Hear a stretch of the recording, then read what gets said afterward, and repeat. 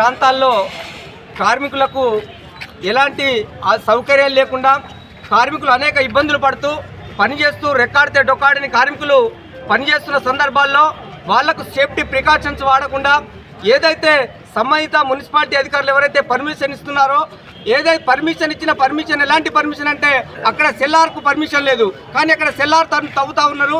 Cellar తవ్వుతున్న సందర్భంలో ఏదైతే అక్కడున్న కాంట్రాక్ట్ కానివ్వండి, అక్కడున్న ఇంజనీరింగ్ కానివ్వండి, ఏదైతే ఈ కార్మికులను తీసుకొచ్చిన కార్మికులు తీసుకొచ్చిన యాజమాన్యం ఎవరైతే ఉన్నారో వాళ్ళ నిర్లక్ష్యం వల్లనే ఈరోజు అక్కడ కార్మికులు చనిపోయినని మేము చెప్తా ఉన్నాం.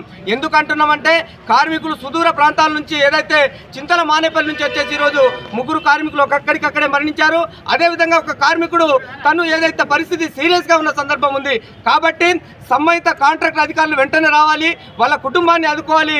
అదేవిధంగా ఏదైతే పర్మిషన్ ఇచ్చిన మున్సిపాలిటీ అధికారులలో వాళ్ళ నిర్లక్ష్యం ద్వారానే సెల్లార్కు ఎలాంటి పర్మిషన్ లేదు, కానీ సెల్లార్లు తవ్వుతూ ఉంటే మున్సిపాలిటీ అధికారులు నిమ్మకు నీరెత్తినట్టు వ్యవహరిస్తున్నారు.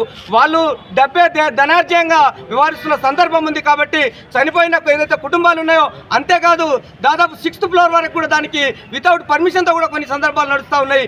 అట్లా ఏదైతే చనిపోయిన కార్మికులు ఉన్నారో ప్రతి కార్మికుడి కుటుంబానికి ఒకరికి ఉద్యోగం ఇవ్వాలని, ఒక్కొక్కరికి ₹1 కోటి ఎక్స్గ్రేషియా చెల్లించే విధంగా సంబంధిత అధికారులు కానివ్వండి, అదేవిధంగా కలెక్టర్ కానివ్వండి తక్షణమే చర్యలు చేపట్టాలని, ఏదైతే దానికి సంబంధించిన కాంట్రాక్ట్ ఉన్నారో తనపైన వెంటనే క్రిమినల్ కేసు పెట్టి జైలుకు పంపించాలని మేము IFTUగా CPIML న్యూ డెమోక్రసీ పార్టీగా డిమాండ్ చేస్తూ ఉన్నాం.